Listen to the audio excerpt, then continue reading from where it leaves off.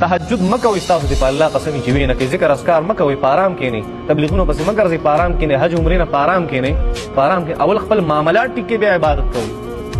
الله جل شانو پیغمبرانو ته یا ایها الرسل کلوا من الطیبات واعملوا صالحا اول خېټې ته حلال اچوئ پیغمبر دا هغې نه پس عبادت کوئ ما ته ودرېږه نو قیمتي څه شی دی معاملات دي څه دي لومبی څیز معاملات بیا وروسته څه شی عبادات لومبی څیز څه معاملات بیا وروسته څه شی عبادات دا ګوره ځان سره دا د قرآن مجید آیت مبارکه مې ته وي ډایجسټ ته نه ویم ته مشرق او اوصاف اخبار وي قرآن مجید داسې وي ای پیغمبرانو تاسو حلال خورئ د هغې نه پس بیا ما ته ودرېږئ عبادت کوئ اعمال صالحه هله قبلېږي چې کله د سړي په خېټه کې حلال پراته د دوکې مال نه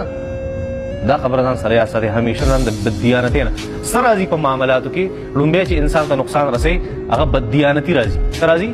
بددیانتي هیراتېري دا معمولي دوکې کول دا لومبی هغه یو ځل نبي کریم صلی الله علیه وسلم د بنو اسد قبیلې یو سړی لېږلی و ولاړ شه او ته به په پلانکي ځای کې زمونږ د زکات چیرمین د زکات عامل وي تاله به خلک د علاقې زکات راوړي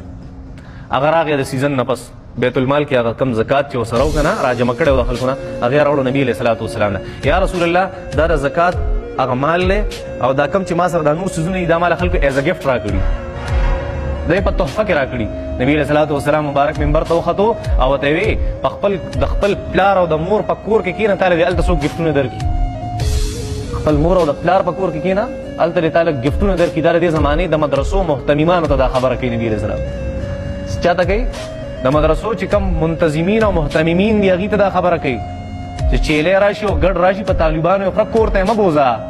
او چې چنده راشي جیب ته ماچ او ځان له پې ګاډی ماله ځان له پې ټوډي ماله څه کوه دا د طالبانو حق ته غیلی ورکوه دا ړومبی څیز دی بددیانتي دونه خراب څیز دی نبي کریم صلی الله علیه وسلم فرمایل څوک چې بددیانتي کوي